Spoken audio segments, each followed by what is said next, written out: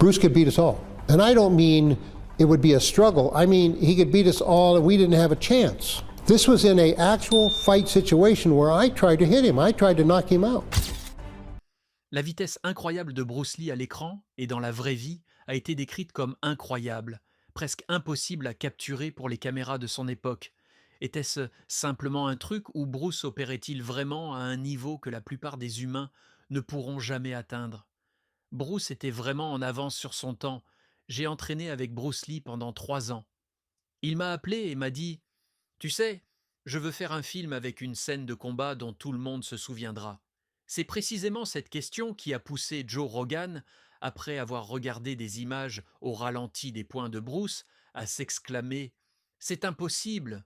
Mais et s'il existait un moyen de trancher dans les mythes pour découvrir la vérité sur la vitesse incroyable de Bruce Lee? Aujourd'hui, grâce à la technologie de l'intelligence artificielle, les historiens des arts martiaux sont plus proches que jamais de comprendre ce qui rendait vraiment les mouvements de Lee si extraordinaires. Regardons ça de plus près, le mythe et le mystère. La vitesse de Bruce Lee a toujours été au cœur de sa légende. À la fin des années 60, pendant le tournage de la série Le Frelon Vert, ces mouvements ont créé un problème inattendu. Les caméras n'arrivaient pas à suivre. Ces coups de poing et de pied étaient si rapides qu'au lieu de ressembler à des scènes de combat soigneusement chorégraphiées, ils apparaissaient comme des flous à l'écran. Les réalisateurs et les cadreurs ont été obligés de demander à Bruce de ralentir juste pour que le public puisse suivre l'action. D'après son fils Brandon Lee, des séquences entières devaient être filmées au ralenti pour paraître réalistes. Pendant des décennies, ces anecdotes ont été répétées comme la preuve de quelque chose de presque surnaturel. Certains parlaient d'un don inné, d'autres pensaient que Lee avait un avantage génétique, et d'autres encore estimaient que les histoires étaient exagérées. Après tout, Hollywood adore transformer la réalité en spectacle. Pourtant, quand on examine l'entraînement de Lee et ses notes tout le personnel, une toute autre image apparaît, une image où le travail acharné et la précision scientifique sont au cœur de ses exploits. Les mythes autour de Bruce Lee éclipsent souvent la vérité plus profonde. L'image de lui, qui bouge plus vite que la pellicule elle-même, est indéniablement puissante, mais elle risque de le présenter comme un phénomène unique en son genre, impossible à comprendre ou à imiter. Ce récit est inspirant, mais il peut aussi être trompeur. Quand on regarde de plus près, on voit que la vitesse incroyable de Bruce Lee n'était pas un accident de la nature, mais le résultat d'une pratique méticuleuse, d'expérimentation et d'une volonté de défier la pensée conventionnelle. Aujourd'hui, avec l'essor de l'intelligence artificielle, les chercheurs ont pu analyser d'anciennes bobines, décomposer les schémas de mouvement image par image et même simuler la physique derrière les frappes de Lee. Cette analyse sépare le vrai du faux et révèle à quel point ces méthodes étaient délibérées. Loin d'être un mystère insoluble, la vitesse de Bruce Lee est un cas d'école de fusion entre science, philosophie et discipline. La vraie question c'est: qu'est-ce que Bruce Lee faisait différemment? Et comment ces méthodes se sont-elles traduites par une vitesse qui semblait défier les limites humaines? Les bases précoces étaient-elles le cœur de sa capacité? Ou y avait-il quelque chose de plus? C'est là que l'histoire devient intéressante, et là que l'IA vient juste de révéler la vérité. Les bases précoces, plus que du talent naturel. Quand on pense à Bruce Lee, on voit la superstar internationale du cinéma. Coups de poing fulgurants, coups de pied fluides, une présence à l'écran qui a redéfini le cinéma d'arts martiaux. Mais bien avant les projecteurs d'Hollywood et la célébrité mondiale, Lee posait les fondations de ce qui deviendrait sa vitesse légendaire. Et contrairement au mythe du génie né, ces fondations étaient le fruit d'une discipline implacable. La formation martiale formelle de Bruce Lee a commencé à Hong Kong sous la direction du grand maître Yip Man, le professeur ultra respecté du Wing Chun Kung Fu. À seulement 13 ans, Lee s'est plongé dans la pratique rigoureuse des drills, des postures et des formes qui mettaient l'accent sur l'efficacité et la directivité. Le Wing Chun n'était pas fait de mouvements tape à l'œil, mais de vitesse, de précision et d'économie de mouvement. Cette exposition précoce lui a inculqué une compréhension profonde de comment générer un maximum d'efficacité dans un minimum de temps, une philosophie qui deviendra plus tard centrale dans son style de combat. Mais le Wing Chun à lui seul n'expliquait pas sa vitesse.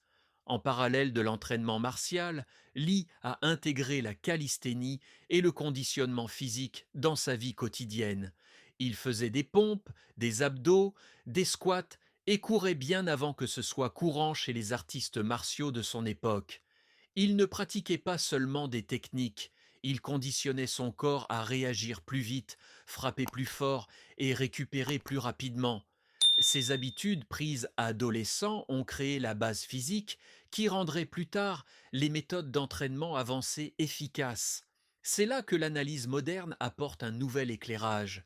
Grâce au suivi de mouvements basés sur l'IA, les chercheurs peuvent modéliser comment un entraînement répétitif précoce influence l'efficacité neuromusculaire, la capacité du cerveau et des muscles à communiquer rapidement. Ce qu'ils ont découvert, c'est que les habitudes développées jeunes peuvent créer des adaptations à long terme dans la vitesse de réaction et la coordination. En d'autres termes, les années d'adolescence de Bruce, passées à répéter obsessivement, ont peut-être créé des avantages permanents en timing et en réflexe. Quand il arrive en Amérique en 1959, Bruce Lee est loin d'être juste un jeune acteur ambitieux. Il a déjà développé un cadre pour la maîtrise physique.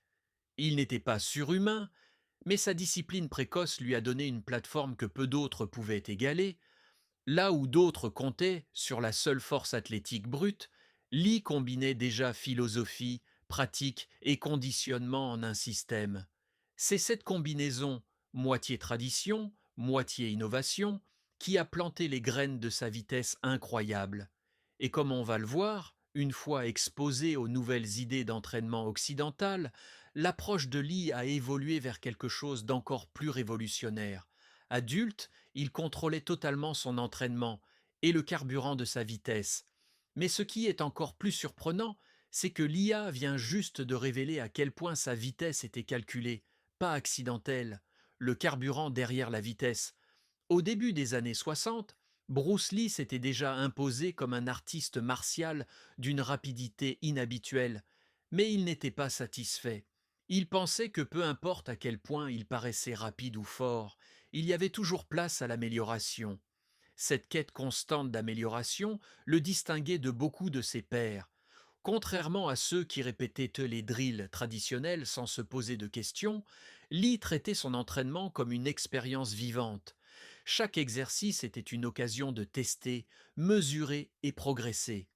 Pendant cette période, Lee s'est passionné pour les approches occidentales du fitness. Il lisait des magazines de bodybuilding, étudiait les programmes de musculation et recherchait des façons d'augmenter la vitesse fonctionnelle sans prendre de masse inutile. La plupart des artistes martiaux de l'époque rejetaient totalement la musculation, craignant que ça les rende lents ou trop raides. Lee a rejeté cette idée. Au lieu de ça, il a cherché des méthodes qui augmentaient la puissance explosive tout en gardant l'agilité. C'est dans ses recherches qu'il a découvert l'entraînement isométrique, une méthode basée sur des contractions musculaires statiques plutôt que sur des mouvements répétitifs. Pour un artiste martial qui avait besoin d'une force maximale en un temps minimal, c'était révolutionnaire.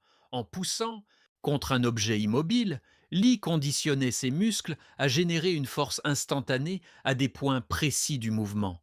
Cette capacité, appliquée au poing et au coup de pied, signifiait qu'il pouvait délivrer une vitesse incroyable sans perdre le contrôle. Cette découverte a marqué un tournant dans la philosophie d'entraînement de Lee. Il a compris que la vitesse n'était pas seulement une question de bouger vite, c'était générer de la force dans la plus petite fenêtre de temps possible. Et la force, c'est ce qui rend une frappe efficace. Les arts martiaux traditionnels mettent souvent la technique au-dessus de tout. Mais le système en évolution de Lee mélangeait philosophie et biomécanique. Il voulait savoir non seulement comment frapper, mais pourquoi ça marchait. L'analyse IA de la biomécanique humaine montre aujourd'hui ce que Lee semblait comprendre d'instinct. La vitesse dépend autant de l'efficacité que du mouvement physique. Quand un athlète réduit le gaspillage d'énergie, le temps de réaction diminue et l'apparence d'une vitesse surhumaine apparaît. Les recherches incessantes de Lee l'ont mené à ces conclusions bien avant que la science du sport ne les prouve formellement. Mais Bruce Lee n'a pas adopté l'isométrique juste parce que c'était intéressant. Il en a fait une partie de sa routine quotidienne. Il a conçu des programmes qui ciblaient spécifiquement les applications martiales, s'assurant que chaque gramme de force construit servait directement sa vitesse. Ce n'était pas soulever lourd pour grossir, c'était conditionner le corps à bouger de façon explosive, à frapper sans hésitation et à générer de la puissance depuis l'immobilité totale. Ça soulève la vraie question. L'entraînement isométrique était-il le secret caché qui a débloqué la vitesse incroyable de Bruce Lee? Ou y avait-il quelque chose de plus profond, quelque chose dans la façon dont il connectait pratique physique et focus mental? La réponse ne réside pas seulement dans ce qu'il entraînait, mais dans comment il entraînait. Et c'est là que la vérité devient encore plus fascinante. La science de l'entraînement isométrique. Pour comprendre comment Bruce Lee s'est transformé en symbole de vitesse, il faut regarder de près la science derrière la méthode qu'il a adoptée, l'isométrique. Contrairement aux exercices traditionnels qui impliquent des mouvements répétés, soulever une barre de haut en bas par exemple, une contraction isométrique consiste à maintenir une position sans bouger. Imaginez pousser contre un mur de toutes vos forces. Le mur ne bouge pas, mais vos muscles travaillent à 100%. Pour la plupart des athlètes des années 60, cette approche était inconnue, voire contre-intuitive. On pensait que la vitesse venait de répéter des mouvements rapides et la force de soulever lourd. L'isométrique a défié cette idée en montrant que les contractions statiques pouvaient développer la force plus rapidement que beaucoup d'exercices dynamiques. Ce que Bruce Lee a vu dans cette méthode, c'est un moyen de combler le fossé entre puissance brute et vitesse appliquée. Les études modernes confirment ce que Lee avait découvert des décennies plus tôt. Quand un muscle se contracte de façon isométrique, il recrute un pourcentage plus élevé de fibres rapides, exactement les fibres responsables des mouvements explosifs. Ce sont les mêmes fibres dont les sprinteurs ont besoin pour décoller des starting blocks. Les mêmes qui permettent à un artiste martial de porter une frappe avant que l'adversaire ne puisse réagir. En conditionnant son corps avec des holds isométriques quotidiens, Lee entraînait ses muscles à générer de la force instantanément, sans le délai nécessaire pour prendre de l'élan. Les simulations IA ont ajouté une nouvelle couche de compréhension. En analysant des images d'archives de ces routines et en superposant des modèles biomécaniques, les chercheurs peuvent désormais estimer la quantité de force qu'ils produisaient lors de mouvements précis. Les résultats sont frappants, ces contractions musculaires, même dans des holds statiques qui paraissaient à simples, préparaient son corps à libérer des bursts d'énergie ultra rapides. Ça explique pourquoi ces points paraissaient souvent instantanés. Ils s'étaient conditionnés à court-circuiter l'hésitation que la plupart des athlètes ont entre la pensée et l'action. Un autre avantage de l'isométrique, l'efficacité. Là où la musculation traditionnelle demande de longues sessions et un risque élevé de blessure, les holds statiques peuvent se faire rapidement et en sécurité. Lee fabriquait souvent son propre matériel, comme une chaîne isométrique maison, pour reproduire la résistance d'un rack de musculation. Ça lui permettait de s'entraîner n'importe où, n'importe quand, en accord avec sa philosophie. L'entraînement ne doit jamais être limité par les circonstances. Et certains critiques disent que l'isométrique seul ne peut pas expliquer la vitesse de Bruce Lee. Et c'est vrai, ce n'était pas une formule magique, mais combiné à son background martial, son conditionnement et sa philosophie, l'isométrique est devenu un outil qui a amplifié ses capacités naturelles jusqu'à paraître surhumain. L'analyse IA ne fait pas que valider ça.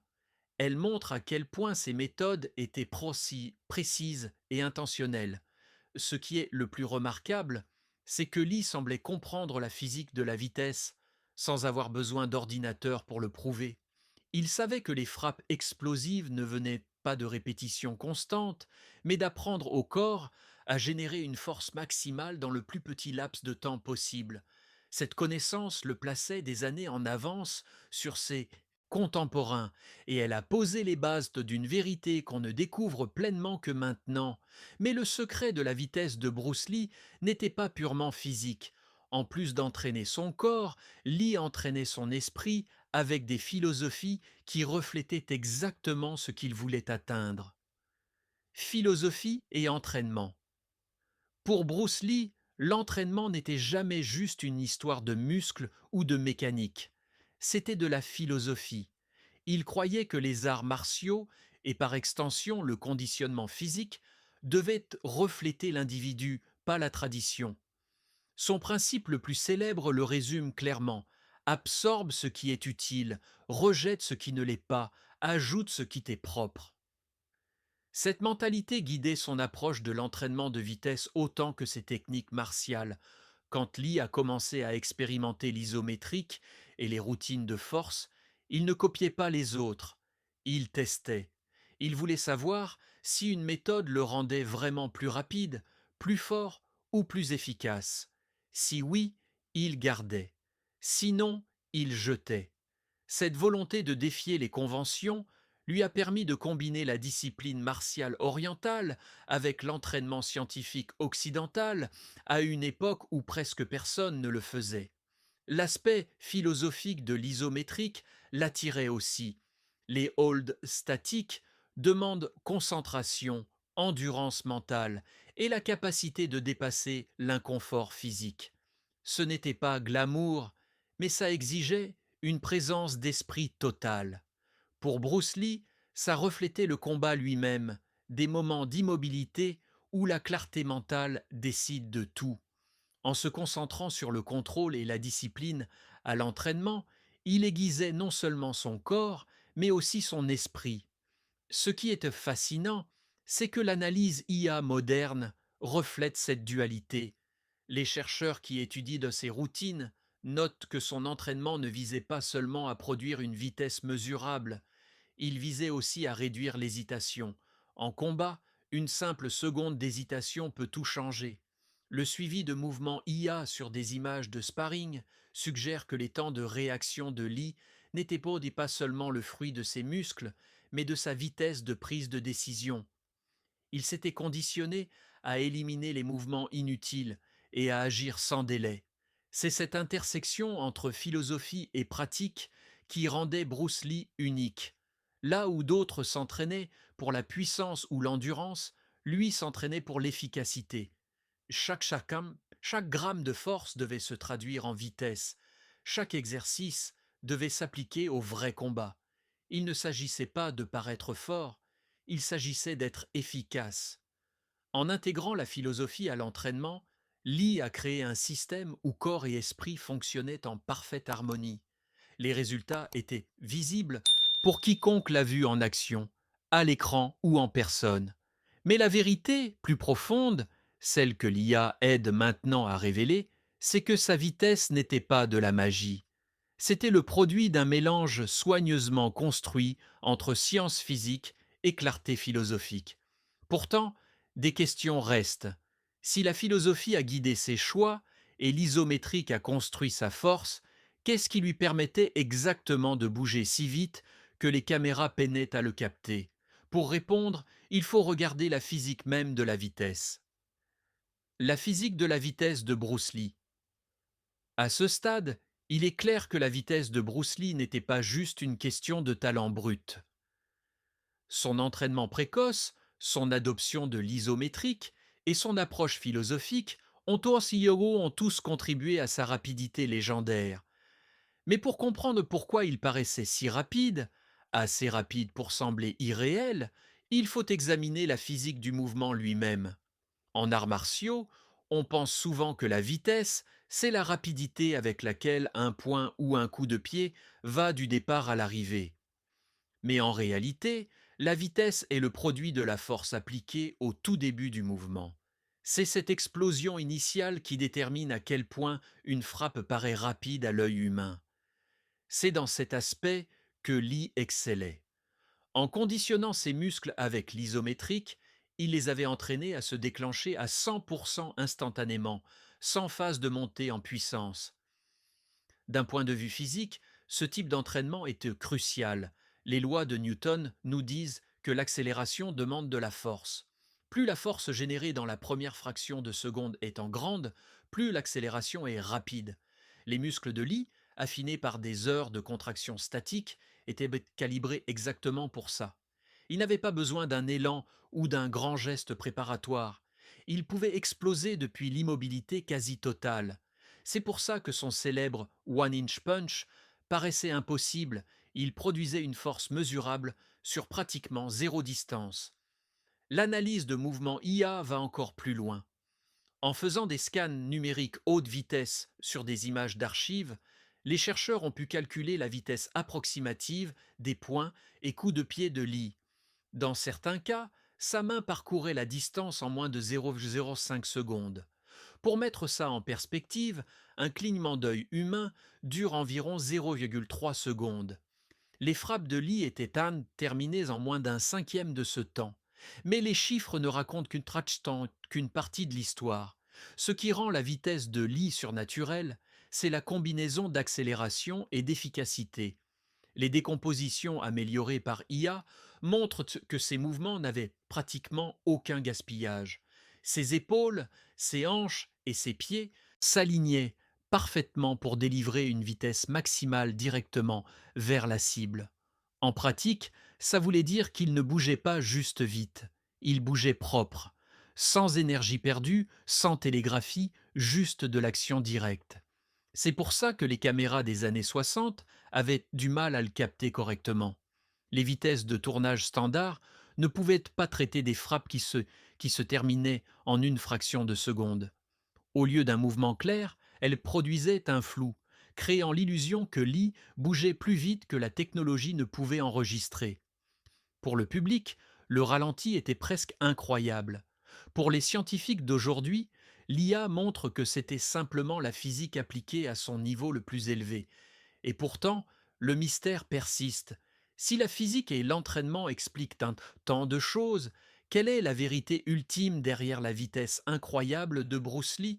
Était-ce entièrement humain? Ou les caméras de l'époque exagéraient-elles les faits? Enfin, l'IA vient juste de révéler la réponse, une explication qui sépare définitivement le mythe de la réalité. L'IA vient juste de révéler la vérité. Pendant des décennies, la vitesse de Bruce Lee a été décrite en termes presque mythiques. Les fans juraient qu'aucun humain ne pouvait bouger aussi vite, pendant que les sceptiques disaient que les histoires de frappes aveuglantes étaient exagérées.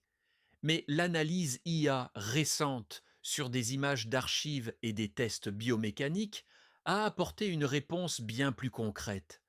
La vérité est à la fois plus simple et plus fascinante que ce que les mythes ont jamais laissé entendre. En utilisant l'analyse image par image, les chercheurs IA ont pu mesurer la vitesse des mouvements de Lee avec une précision que la technologie d'avant ne permettait pas. Ce qu'ils ont découvert, c'est que beaucoup de ces points et coups de pied étaient si rapides qu'ils dépassaient le taux de prise de vue standard des années 60. Les caméras de l'époque tournaient à 24 images par seconde. Si une frappe durait moins de 1/20 de seconde, l'objectif manquait des images clés et ne laissait qu'un flou. C'est exactement ce qui s'est passé sur le tournage du Frelon vert. Lee ne bougeait pas plus vite que la technologie elle-même, mais plus vite que la technologie ne pouvait l'enregistrer correctement. Du point de vue de la performance humaine, sa vitesse restait extraordinaire. Les estimations IA suggèrent que les frappes de Lee atteignaient jusqu'à 6 coups par seconde, un mouvement si rapide que même un combattant entraîné aurait du mal à réagir à temps. Ce n'était pas un don surnaturel, mais c'était rare. Son conditionnement, ses méthodes d'entraînement et son absence totale de mouvements inutiles lui donnaient un avantage mesurable sur ses pairs. Ce que l'IA a aussi révélé, c'est que la perception jouait un rôle énorme dans la légende. À l'œil nu, Un mouvement qui se passe en moins d'un dixième de seconde paraît instantané. Le public qui regardait ces films ne voyait pas seulement des frappes fulgurantes, il voyait ses propres limites sensorielles dépassées. Le résultat, une croyance générale que Bruce Lee défiait les capacités humaines. En réalité, il travaillait exactement à la frontière de ce qu'un humain peut accomplir, amplifié par les limites de la technologie qu'il enregistrait. Ça ne diminue pas l'exploit. Au contraire, ça met encore plus en lumière le génie de ses méthodes. Bruce Lee n'était pas une anomalie génétique. Il était le produit d'un entraînement délibéré et d'une clarté philosophique. L'IA vient juste de révéler la vérité. Sa vitesse incroyable était réelle, mesurable et humaine, mais assez rare pour paraître impossible. Il a transformé la physique, la science et la discipline en une performance qui continue d'éblouir un demi-siècle plus tard. La question maintenant, c'est qu'est-ce que cet exploit signifie pour son héritage? Et comment devons-nous voir ces méthodes d'entraînement aujourd'hui? Cette dernière pièce du puzzle est tout aussi importante que la vérité elle-même, l'héritage de l'entraînement de Bruce Lee. L'héritage de Bruce Lee va bien au-delà de ses films. Son approche de la vitesse, de la force et de la philosophie a remodelé la façon dont les artistes martiaux et les athlètes s'entraînent encore aujourd'hui. Beaucoup admiraient son charisme à l'écran, mais c'est sa discipline en coulisses qui a fait la différence. En mélangeant arts martiaux traditionnels et principes scientifiques d'entraînement, Lee a posé les bases d'un athlétisme fonctionnel que la science du sport moderne continue de valider. L'analyse IA de ses mouvements montre que sa vitesse n'était pas un don mystique, mais le résultat de méthodes ciblées et précises qui peuvent encore s'appliquer aujourd'hui. L'entraînement isométrique, le conditionnement explosif et l'élimination des mouvements inutiles sont désormais des piliers dans les programmes de force et de performance, du combat à l'athlétisme. L'accent mis par Lee sur l'efficacité, plutôt que la tradition, le plaçait des décennies en avance sur ses contemporains. Même en philosophie, son impact reste intact. Le principe d'absorber ce qui est utile et de rejeter le superflu résonne dans des domaines bien au-delà des arts martiaux. C'est la même mentalité qui drive l'innovation en sciences du sport, en technologie et en recherche IA aujourd'hui. En refusant d'être limité par les conventions, Lee a prouvé que le progrès vient de remettre en question les certitudes et d'affiner ce qui marche. La vitesse incroyable de Bruce Lee était réelle. Mais la vérité plus profonde que l'IA révèle, c'est qu'elle a été gagnée, pas donnée. Son histoire parle moins d'un talent unique dans une vie que de la façon dont discipline, expérimentation et philosophie peuvent produire des résultats qui paraissent impossibles. Penses-tu que les méthodes de Bruce Lee pourraient encore donner un avantage aux athlètes d'aujourd'hui, ou la science moderne a-t-elle déjà dépassé les secrets qu'il avait découverts? Dis-nous ce que tu en penses dans les commentaires. Merci d'avoir regardé. On se retrouve dans la prochaine vidéo.